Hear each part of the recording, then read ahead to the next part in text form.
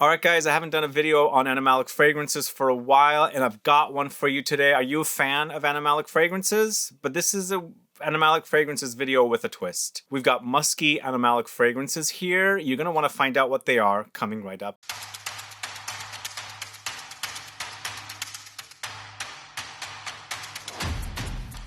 Thanks so much for tuning in. I'm Sebastian, talking to you about musky animalic fragrances.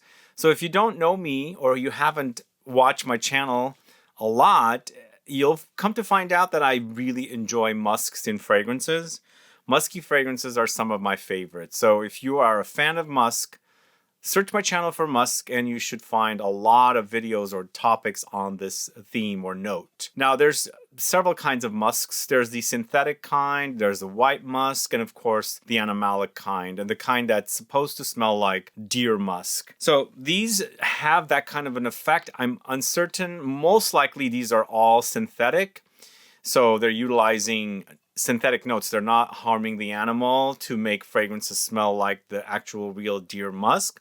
And so, but they've done a great job with the notes, and they've created some amazing fragrances. It's a ranked list today, and some have little amounts of musk and not so animalic, but you'll notice the muskiness. And some have a lot of musk and additional animalic notes to make them give you a very animalic experience. So I'm ranking, first of all, mostly about the musks and musky animalic experiences. And then I'm also ranking for how great the fragrances are. So sometimes a fragrance might be ranked lower if it has less of a musky experience, even though that fragrance might be really, really amazing. So let's get started with the list. At number 15, we are going to the house of imaginary authors. It is Bull's Blood, the second edition. So I think what they've done with this second edition of Bull's Blood by imaginary authors, they've toned down the animalic qualities, whereas the first one was so overwhelming. It had a note called costus, and it threw in a very animalic effect. They have toned it down, but still has the animalic effect in here with a lot of rose. It's a rosy, patchouli, musky fragrance with the addition of geranium and tobacco, and they always throw in a fun and playful note with the theme of the fragrance. They actually have a note in here called Bull's Blood. So I think it's much wearable now, but definitely ranked lower because it's not my most favorite fragrance in the list. But if you're looking for a musky animalic fragrance with flowers and patchouli and woods, definitely try Bull's Blood second edition. So then we're going to the house of Zoologist Perfumes, and it's Musk Deer, this one right here. So this fragrance is actually inspired by the type of fragrances that I enjoy. The real authentic Musk Deer smells so amazing, but I feel really bad about hurting the animals and utilizing their, themselves in creating fragrances. So they've kind of achieved it here with Zoologist Perfumes, but then again, it's not my all-time favorite fragrance that smells like deer musk. This is called Musk Deer in the end. But they've done a pretty good job with it. But when we're ranking it with the rest of the fragrances, I've put it here at 14 because I enjoy the other fragrances more, obviously. So we've got Ambrette seeds here. There's Sandalwood, Cardamom, Orris, Laotian, Oud, Jasmine, and Calamus. So Ambrette seeds is another note that creates a musky effect in fragrances, but it's vegetal, it's organic, it's like a vegetable. It comes from a flower. I believe it comes from a type of flower. I'm forgetting the name right now. But they've also thrown in this Laotian Oud to give it an animalic effect. So you've got this kind of a musky effect created from Ambrette seeds, and you've got the Laotian Oud to give you a woody animalic effect. And they've basically accomplished something called Musk Deer. To me, it's got a very medicinal vibe, and I get that from Ambrette seeds sometimes in fragrances. I love this note. If you are a fan of Ambrette, or you don't know much about it, search for Ambrette on the channel. There's a lot of videos about this particular ingredient, and I enjoyed in fragrances, but sadly, Zoologist Perfumes Musk Deer is ranked lower at number 14. But moving on to the house of ORTO PARISI, it's CUOIUM. Bottle here, it's got this nice leather casing, and it's basically musky leather fragrance. It's definitely a little off-putting if you spray too much. and you're really going to notice the animalic notes here. And they don't publish the notes breakdown in fragrances ever, but you're getting basically animalic notes, musky notes, leathery notes. It's smoky, it's woody, it's a bit tobacco-ish. You've got warm touches and spices and amber, and it's definitely not sweet at all. Definitely animalic. It's leather, it's amplified leather, and you'll notice how rough it can be. But it's still, it's wearable. It's not super animalic, but obviously I've ranked it here at number 13. It's not my most favorite from the collection of fragrances I've got, but definitely wearable, smoky, animalic, rough leather. So it's CUOIUM from the house of ORTO PARISI. Let me know if you're familiar with that and the rest of the fragrances I've spoken about so far. But moving on to the house of NISHANE, it's AFRIKA OLIFANT. Are you guys familiar with that one? You know what? This fragrance was a bit challenging for me to enjoy right off the bat, but I gave it time. I kept coming back to it, and I kept featuring it in videos because it is definitely a great representation of an animalic fragrance, and now I've grown to enjoy it a lot more. For some strange reason, I didn't get the effect of an old school men's powerhouse fragrance before. Now all of a sudden that's what I get, something in the ballpark of something like Kuros. I don't know if you guys get that from this, but that's what I'm getting. Maybe even something like One Man Show from Jacques Bogart and those kind of like old school early 80s leathery animalic civet fragrances. This has notes of ambergris, frankincense, myrrh, labdanum, castoreum, civet, oud, muscanone, thibetone, muscone, and civetone. There's a lot of animalic notes in here, and to me it does remind me of something in that kind of a ballpark of Kuros or Jacques Bogart, One Man Show. Even fragrances like Atelier d'Orange's Rien Incense, kind of those kind of fragrances. And so it's grown on me. You know, fragrances do grow on me. Sometimes, like for example, yesterday I did a video on Rose Exposed. I don't care for that fragrance, but I have a feeling I might end up enjoying it. We'll see what happens with it. But that one, it wasn't a favorite fragrance of mine, but now I enjoy it. Let me know if that's happened to you recently, especially with an animalic fragrance. So up next, going to the house of JEROBOAM, it's LIGNO. So LIGNO is a patchouli fragrance first, but then it's also an animalic patchouli fragrance, and it's a bit rough, so you've got to appreciate animalic fragrances to really appreciate or enjoy this patchouli fragrance from the house of JEROBOAM. To me, it reminds me a bit of an old school but more animalic take on Givenchy's original fragrance, Givenchy Gentleman or Gentleman Givenchy, when that came out in the early 70s, but a lot rougher. There's ambergris here, there's castoreum providing animalic touches and musky touches, but in addition there's labdanum for the ambery touches, ambroxan, musk, orris, pine, and bergamot, but it's overdosed with a lot of patchouli, but you know, you're getting the musky touches and also the animalic touches. If you're craving something funky and animalic with an overdose of patchouli, this is the one to try. And again, it's giving me old school vibes with that one as well, especially reminding me of fragrances like Gentleman Givenchy from the early 70s. But moving on to the house of Serge Lutens, this is Musk Kubla Khan. Very animalic, very musky, sex in a bottle kind of fragrance. It's got loads of civet, lots of musk. There's ambrette here, amber, labdanum, rose, and cumin. When you create a fragrance with civet, musk, and cumin gives you that sweaty, funky characteristic, and of course civet and musk for more of an animalic effect, and the two together you're getting this kind of a very sweaty, animalic, musky experience. This is inspired by, I think, like the true deer musk. It acts that way, but it's got two sides for me. Sometimes it becomes really animalic, sometimes it's like very enjoyable to wear, so I'm ranking it a bit lower, but it's a bit rough for me lately. My nose or my, chemistry has changed or something. But that's Musk's Kubla Khan from the house of Serge Lutens. And then speaking of another musk from the house of Francesca Bianchi, it's Unspoken Musk. So Unspoken Musk is Francesca Bianchi's take on a musk fragrance.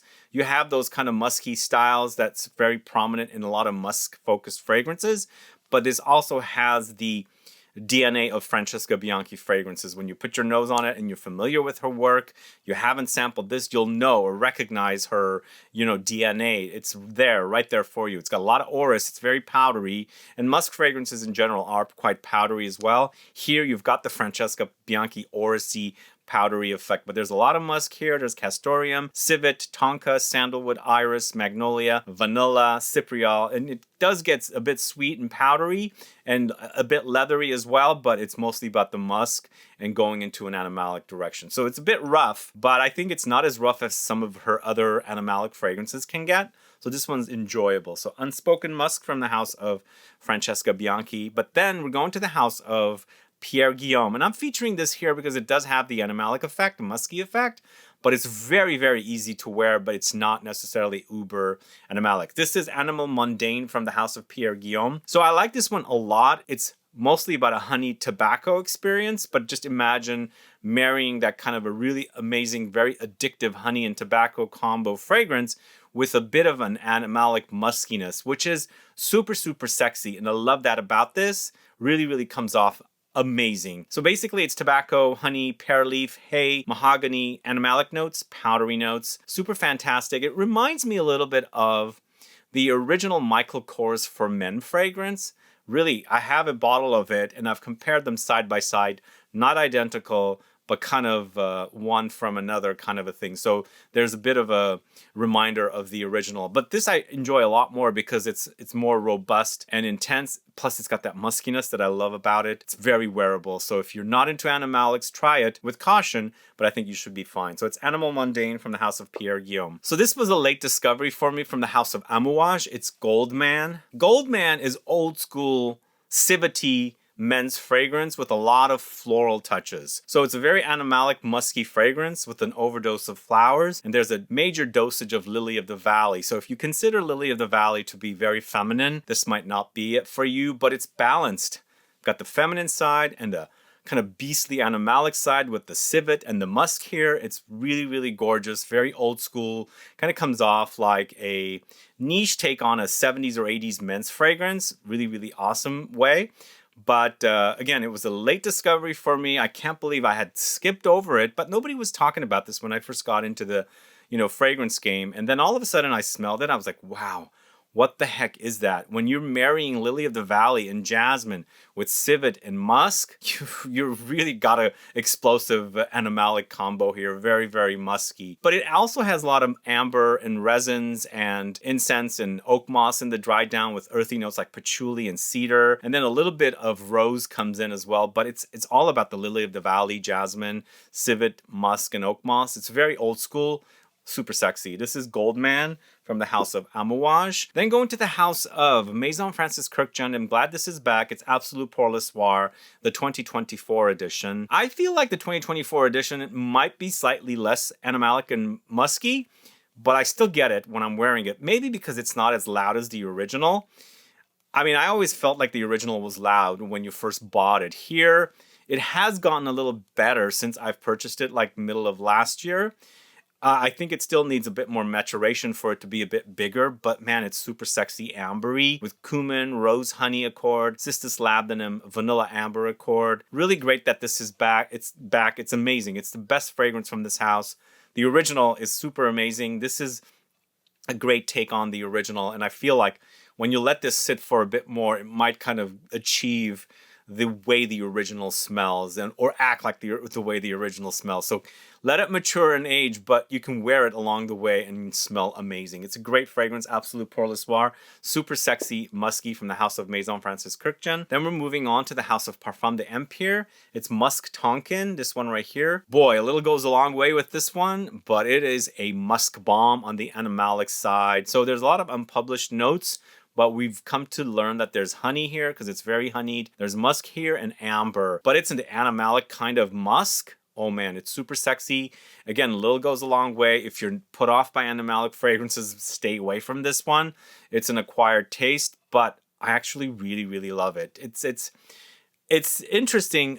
It depends on how the fragrances are created. If you're just throwing in a ton of civet and the synthetic kind, I'm not going to like it because it's going to smell off. This one is done so nice. Well, a lot of the fragrances here I really love because you can actually wear them. And this one is a fine example of it. If you're overdosing your fragrances with too much civet, too much skank, I don't want to wear it. But here, the right amount of animalics next to the ambery touches is perfect. and amazing to wear. So it's Musk Tonkin from the house of Parfum d'Empire. It's a great fragrance. And then moving on to the house of Angela's Creations Olfactives. This is called Angelique. Are you guys familiar with this? So this one has very old school vibes and a bit like Shalimar-esque. So it has a very Guerlain vibe. That's what I like about it, but it does settle to a musky effect when it's drying down. There's oak moss here, wisteria, lilac, pomelo, aldehydes, civet, castoreum, musk. There's oud and tolu and freesia. There's a lot going on in here. It's super, super amazing. I feel like the way he's created this fragrance, he must have studied the classics from the houses that were producing some of the masterpieces from decades ago. And it's basically intense, super amazing, really long lasting, and something that smells so vintage. And that's what I like about it. It's inspired by his grandmother who wore vintage fragrances. And to me, it's just a great creation for something to dedicate to somebody that wore fragrances. That's just a great example of classic perfume making. If you haven't tried Angelique, do try it. I absolutely love it. I love vintage fragrances, and that wears like I'm wearing a vintage fragrance. That's how great that is. It's not as musky as some of the other fragrances that I'm talking about today, but definitely there's the musk there when it's drying down, and I wanted to highlight it here in this video. And then moving on to something a bit more muskier, it's Salome from the house of Papillon Perfumery. And if you love vintage fragrances, you must get your nose on this one. This was a Chypre style. In fact, the Angela's Creations Olfactives is also a Chypre style, but here we get a lot more animalic. But the way that the perfume is created, it's nicely balanced. If you're not into the animalics, this is gonna probably rub you the wrong way. But if you are into it, this is a fine example of something that's Chypre-like, classic vintage inspired, and also animalic that you can wear. Really nicely done. One of the best fragrances in my collection. I absolutely love it.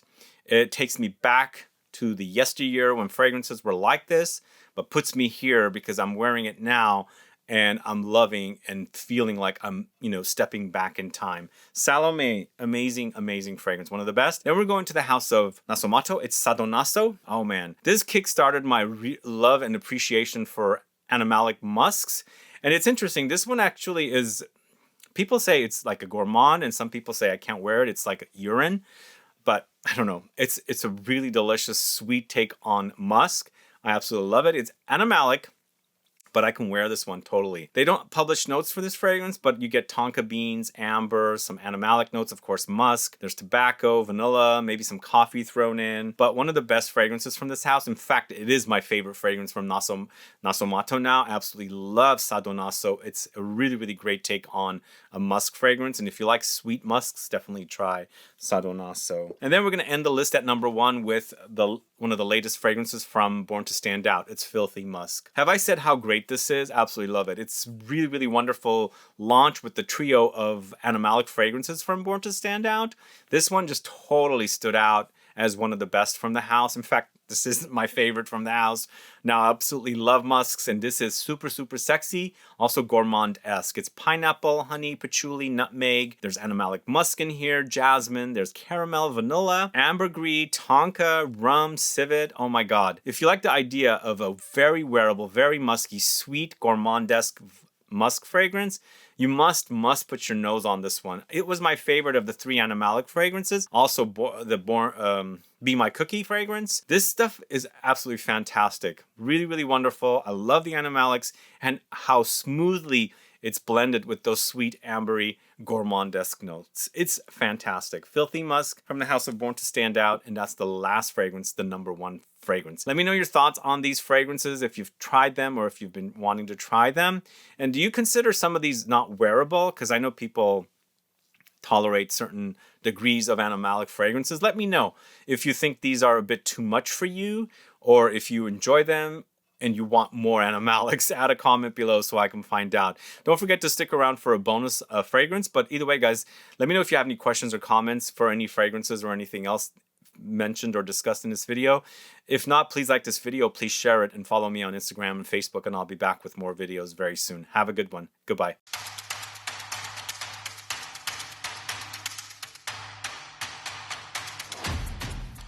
I wanted to end the list with this fragrance. It's a bonus that I bought last year, early last year, after I found out it was discontinued. I just sampled it at Javoy in Paris, and I asked about them. They said it's the last one there, and it's just the brand had discontinued it. I looked online. There's some stock out there, but see if you like the sound of it and get your nose on it. But this is from the house of Liquid Imaginaire, and it's Peau de Bête. The skin of the beast, I think, is what it's called. It's Civet, Castoreum, Cumin, Juniper, Styrax, Cypriol, Chamomile, Scatol, Leather. Oh man, it's super, super sexy. Absolutely love it. And once again, they're throwing in animalics, but they're doing it in a nice way. You can actually wear them. Don't give me an overdose of funk that I don't want to wear. Here, it's a fine representation of an amazing animalic fragrance that you can actually wear, enjoy, and speak about. And I love this fragrance. It's sad it's discontinued. Late discoverer. I think this has been around for a while. But if you haven't gotten your nose on it and you can find a bottle, get it, or first get a sample somehow to see if you like it. But that's Peau de Bête. I'm going to have to safe keep this because it is discontinued. It's my only bottle. It's a fantastic find from early last year after many years of release. Anyway, guys, thanks so much for watching. See you later. Bye-bye.